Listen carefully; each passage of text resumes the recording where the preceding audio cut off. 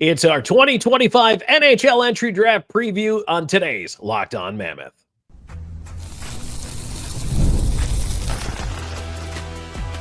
You are Locked On Mammoth, your daily podcast on the Utah Mammoth, part of the Locked On Podcast Network, your team every day.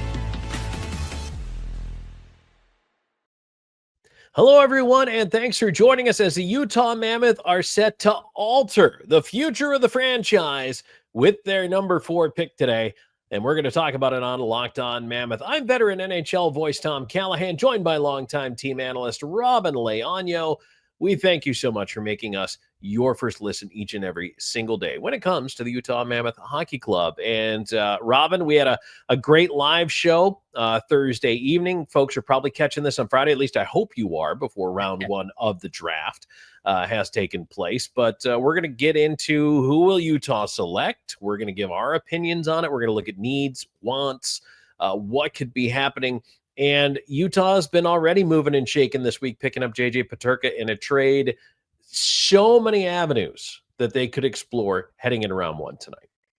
It really is cool. And I talked about it on the live show, Tom. I do think it's so nice that we get to do that show like this, especially knowing that Utah didn't have to give up their 4th overall pick for in that JJ Peterka trade. Because now we still get to talk about the 4th overall pick because there's so much that can go into this. I mean, there's so much that can go into this draft as a whole. I mean, it's a very much different kind of draft than any of us will be used to. It's decentralized and it's not as deep as everyone else, but there's still a good talent pool out there of players you can reach that you can select, especially number 4.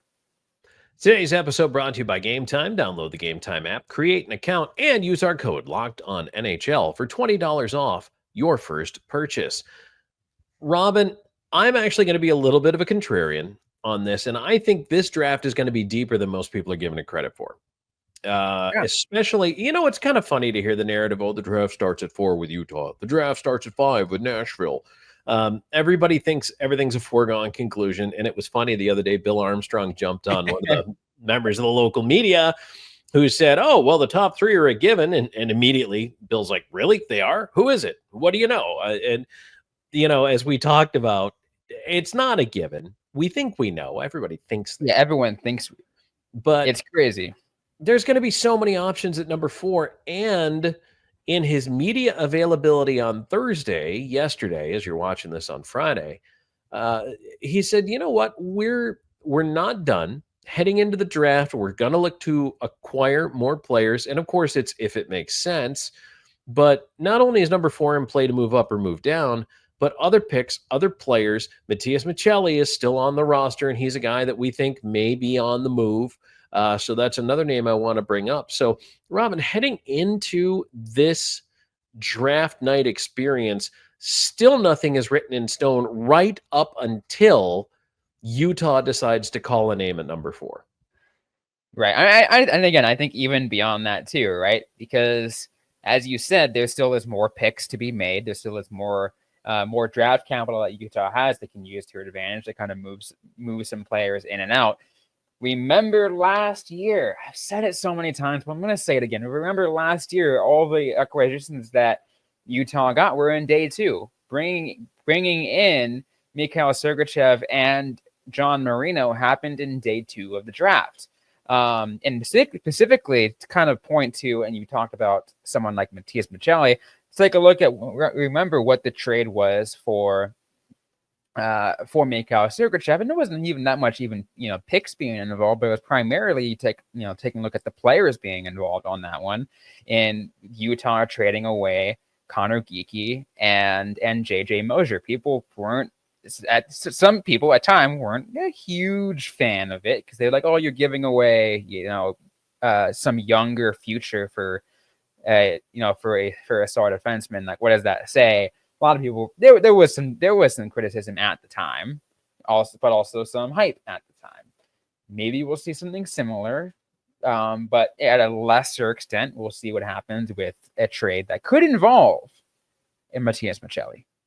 I mean, as much as it's live by the sword, die by the sword with Sergachev, I absolutely would do that trade over 1 million times. Oh, so, yeah, 100%. I would absolutely take that trade, and all the other moves that were made to shore up the defense, giving a contract to Dylan Gunther, I'm sure eventually giving a contract to Cooley, giving one to Paterka, which is great, getting him in the fold for 5 years.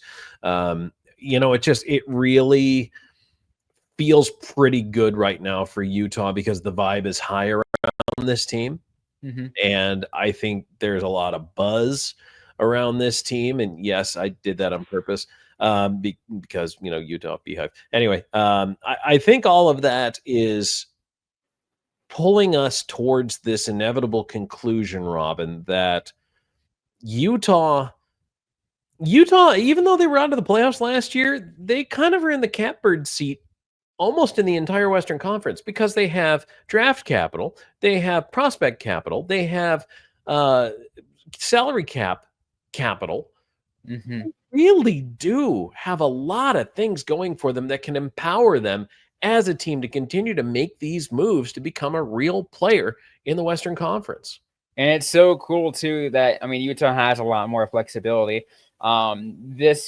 This phrasing has been used primarily when it comes to Utah chasing after free agency, but it also can apply to what goes on during draft week, whether it is via trades or going through other drafts or making draft selections or anything like that. Tom is talking about how Ryan Smith is willing to actually open the pocketbook and be like, hey, I'm willing to spend more money. I'm willing to do what it takes to bring in a winning team to Utah. And again, I will say I do love that Bill Armstrong. When it does come to the free agency part, we'll get to that a little bit later too. I'll kind of reiterate on that, but saying that it's not like they're going to go ahead and sign a guy for $15 million. But there still is the availability to be more open and look at those kinds of players and seeing what you can add. Focus on the future of this team without having to really sell a whole lot, because they do have that much of excess capital that they really can use to their advantage. It's a really nice spot to be in if you're Bill Armstrong. So the major question for everybody is, who will Utah select? And we're going to look at that. We're going to look at needs and best players available. And we're going to go over here what we know for sure that is out there news and information-wise from all the other teams around really the top 10 in the NHL entry draft. So we're going to talk about that next, and we're going to get into it a little bit more here on our 2025 NHL entry draft preview on Locked On Mammoth. And today's show is brought to you in part by Game Time. Have you ever decided at the last minute to head to a ball game with friends and family? Maybe it's game day already, and you suddenly realize you just want to be in the stands, and that's exactly where Game Time comes in. It's the easiest way to grab last-minute tickets without the stress. When the money, with the money you save on tickets, you can splurge on food, drinks, merch, or even invite a bigger group to come with you. Game Time makes it possible. Game Time makes buying tickets fast and simple. Prices on the app actually drop as you get closer to first pitch, and they've got incredible last-minute deals. We've got clear seat views, a low price guarantee that takes the worry out of buying. Game Time is the official ticketing partner of Locked On MLB, which makes it easy to browse the app for an exciting upcoming Major League Baseball game.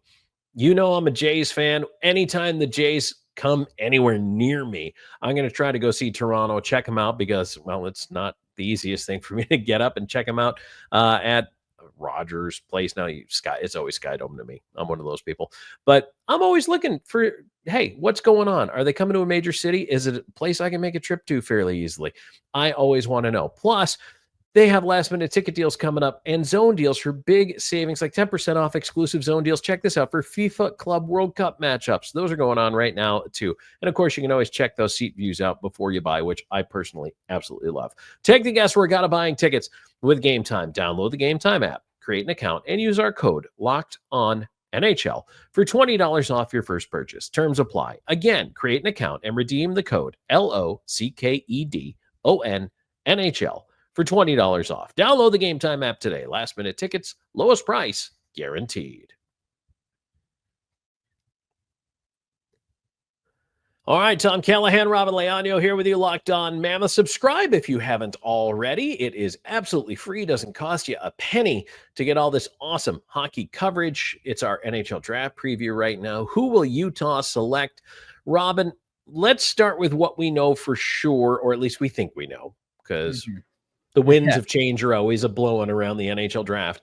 But number one, the Islanders have said they're not really interested in moving off the number 1 pick. Now, that is their publicly stated stance. They don't want to leave number 1. I know the teams are checking in with Chicago at number 3. We know the teams are checking in with the Mammoth at number 4. We also know the Predators at number 5 also have a ton of first-round picks. They could be very active. The Buffalo Sabres at number 9 have said that pick is available. They have put that, I'm pretty sure the whole organization is available. So it really makes it interesting to know that even though the Islanders say we're not coming off number 1, so maybe that's concrete. Maybe they know who they're picking. They've got their selection. They're going for it. But I feel like there could be a lot, like from 3 on down. Everybody says, oh, it's set in stone. It's set in stone. I don't know that it is. No, it's not. And I think that kind of goes back to the point where Bill Armstrong was like, oh, is it? Tell me, because I'd like to know. And it's interesting that you brought that up, because I feel like, I mean, there is at the very least a decent amount of talk of who goes at number 1, right? I feel like it's a majority consensus. I mean, there is still maybe a couple of stragglers, a couple of different outliers who think might be differently, but it seems to be that Matthew Schaefer is the very likely pick for the first overall in this year's draft. But even then, after that, there still is a question mark. I mean, I saw like a brief report that even though Michael Misa's on the top of the list, who knows? The Sharks could even decide just to pull a wild card out of their hat and be like, you know what? We like Anton Frondell. And then all of a sudden, everything else goes kind of haywire. Oh, now who is Chicago going to pick? Who is Utah going to pick? Everything from 2 on really is a toss-up at that point. Because what then happens, just to kind of explain the process, if Chicago had its heart set on Frondell and he's gone, maybe now Chicago picks the phone back up and says, oh, I don't know, Dallas, you wanted number 3? Well, let's talk about what it would take, because our guy's gone and we'll move back. But we want somebody off your roster. Edmonton, you're in a cap squeeze right now. Let's talk. Which would be wild if they traded that far up. But that's kind of the point, is that especially if, like I said, if Frondell goes number 2, somebody is going to call Chicago to try to trade up, because that somebody is going to want to draft Michael Misa. Because I really firmly believe Michael Misa is a top 3 pick. But again, it's not set in stone. I mean, there is, even though it's not likely, but there still is a small chance in there that Michael Misa can fall number 4. And if he does, I mean, I would go insane, and because that could be like a golden opportunity for Utah. But I'm not saying that's going to happen. I don't think it's going to happen. But you have to prepare for everything.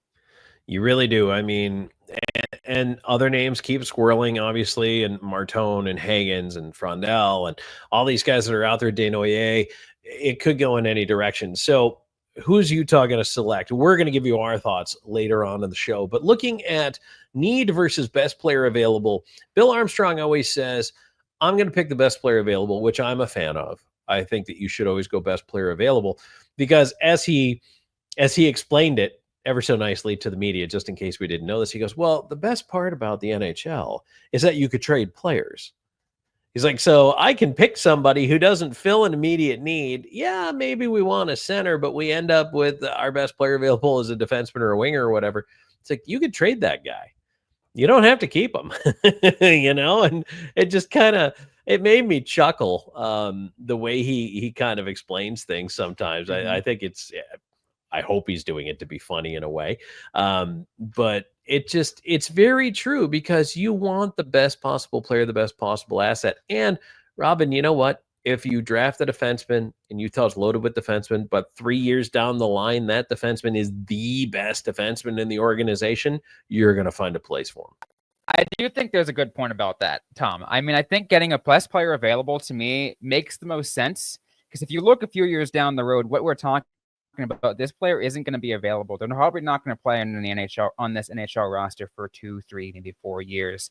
It's hard to anticipate what those needs are going to be, because that's Because again, we're talking about that far in advance. Yeah, sure, you'd like to have a 1C, but maybe you're already due at that point.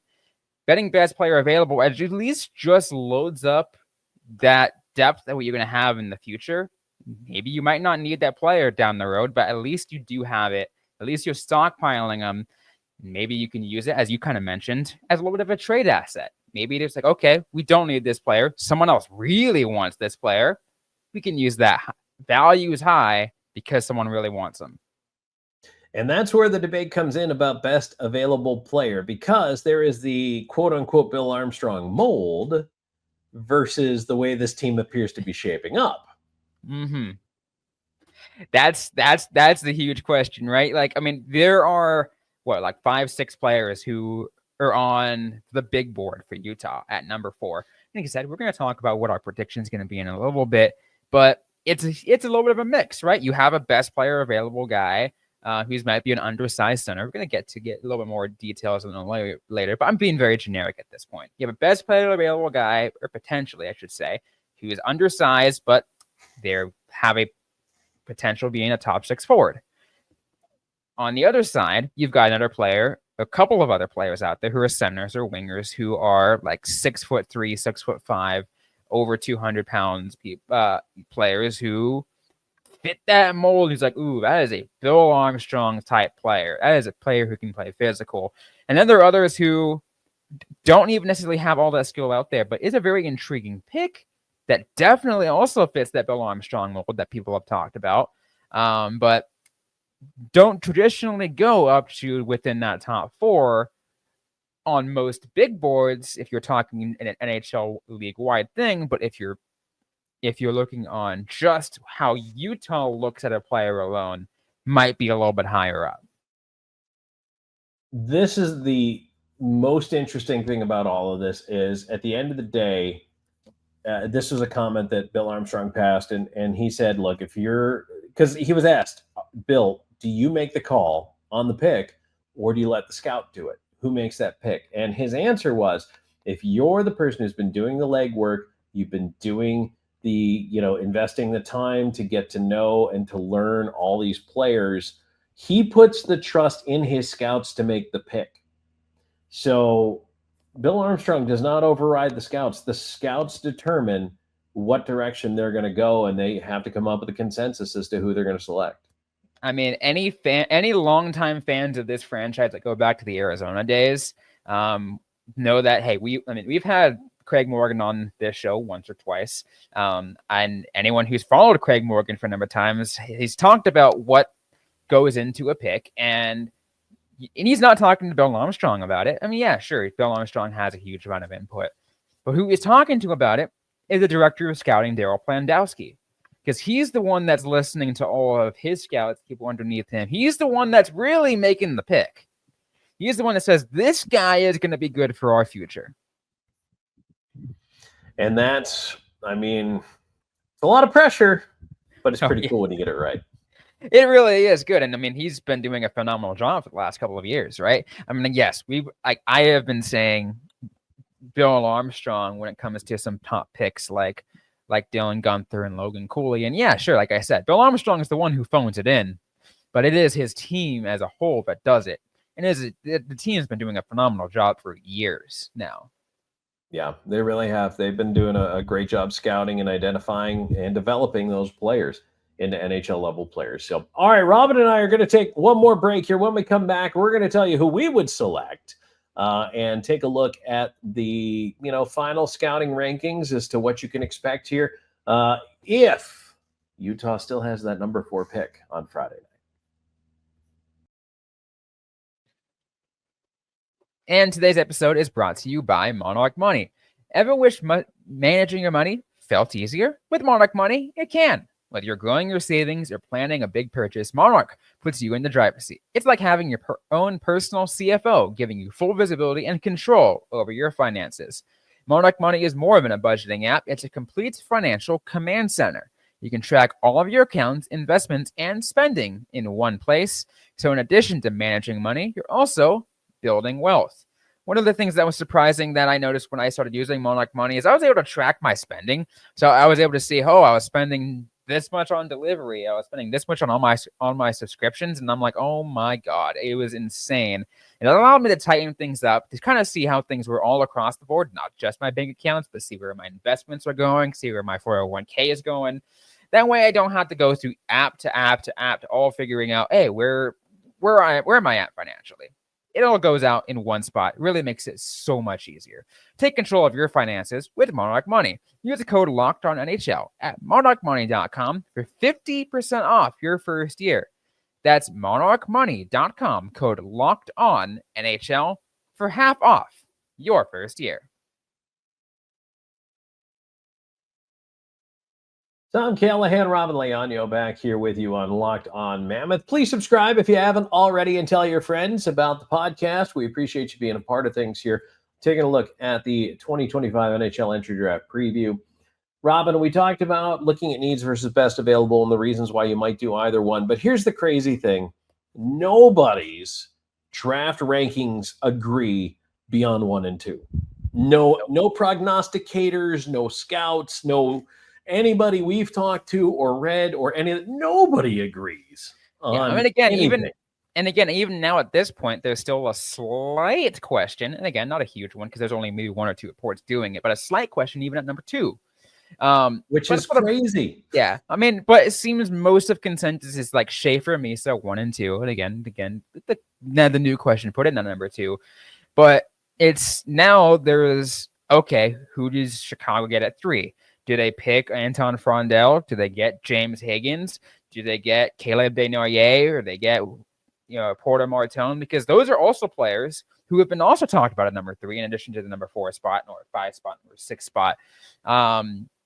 It is a wide open race of what happens from in this draft. And again, to me, it is really beyond that one pick. To me, Schaefer is going at number 1. It's what happens beyond that. Who knows? I mean, Bob McKenzie's got Porter Martone at number 3 and Frondel at 4. And then you look over, Emily Kaplan has James Hagens at 3. And then Porter Martone at 4. And Roger McQueen at 5, who is the ultimate risk-reward player in this draft. And then Caleb Desnoyers is 5 of McKenzie. And so plus, you talked to Will Scouch too. And folks, by the way, if you want to go check out that episode, Robyn had a great interview with Will this past Wednesday. That'll be another good draft primer for you. But Robyn, even Will looks at things differently as well. He does, and it's interesting too because I this is the perspective that I put him. This is the kind of position I put him in. Is I told him, all right, you are Bill Armstrong. Who are you picking at number 4? And he had 2 answers, right? His 2 answers were, if I'm Bill Armstrong, and if I'm making my own pick based off of what I know, I would be picking James Hagens at number 4 overall. However, if I'm thinking like Bill Armstrong, there's the key word right here, thinking like Bill Armstrong, knowing the kinds of players that Bill Armstrong takes and where he looks at all the other aspects and the different way that another GM looks at this. It's like, oh, I'm going to go ahead and look at this player. I'm kind of blanking in my head at the top of my head. But it was Brady Martin. There you go. I was thinking in my head, who is it? I'm thinking Brady Martin. And Brady Martin is someone that we haven't talked about a whole lot about, right? Because he wasn't on like the top 5 list on a lot of people. He was in the top 5 of some, but it's really a question mark because, a lot of people just don't look at his upside as much because different aspects. Because again, as you talked about, every scout doesn't agree.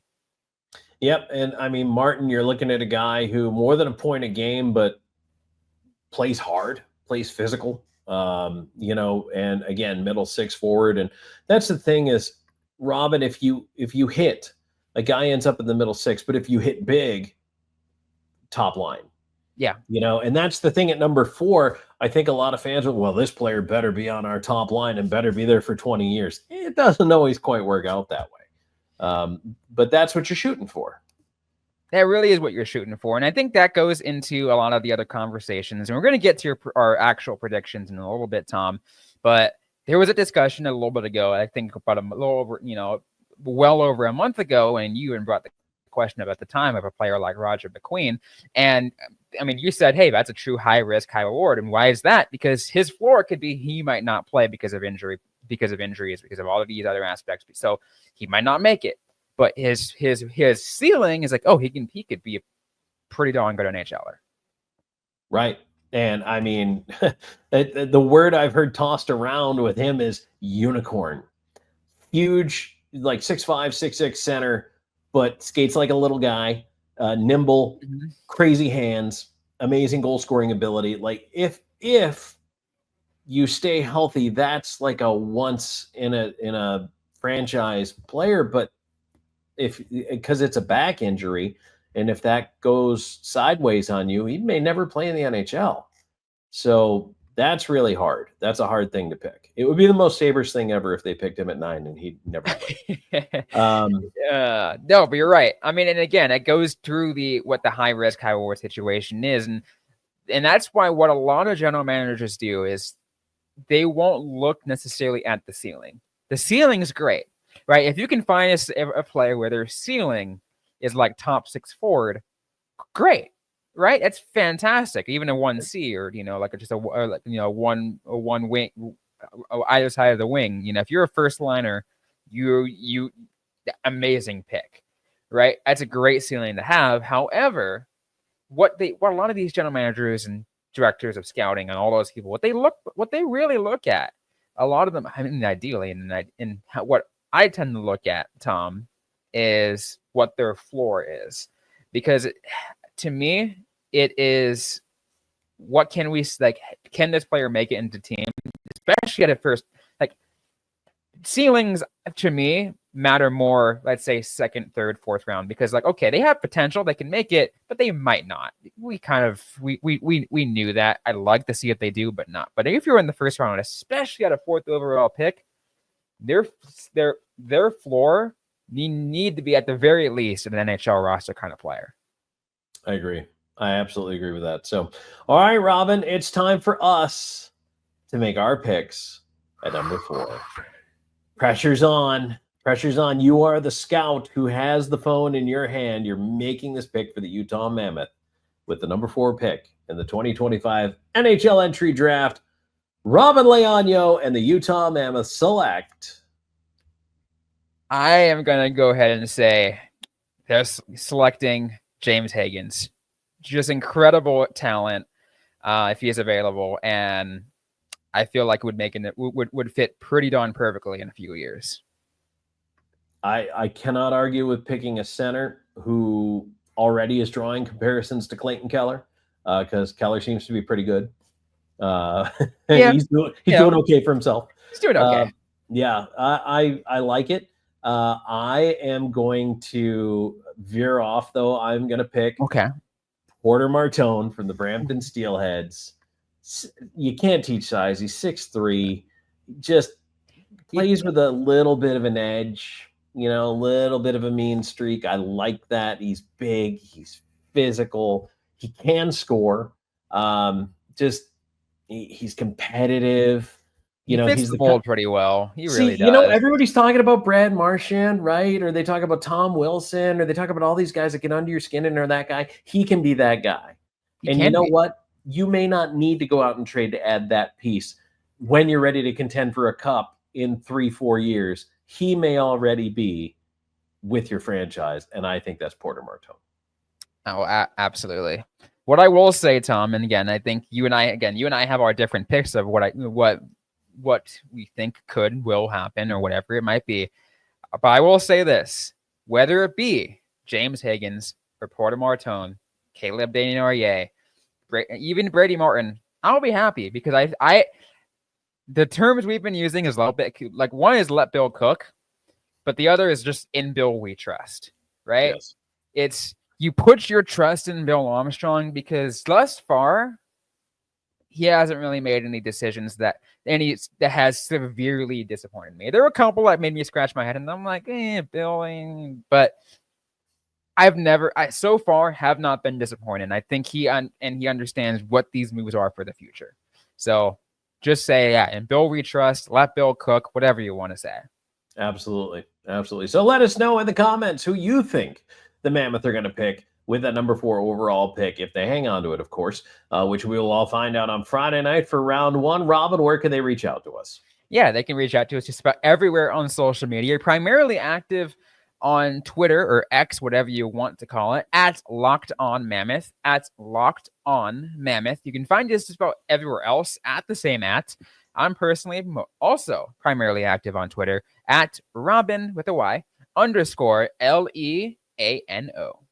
And you can find me on Blue Sky at Tom Talks and on Twitter at Callahan on Air.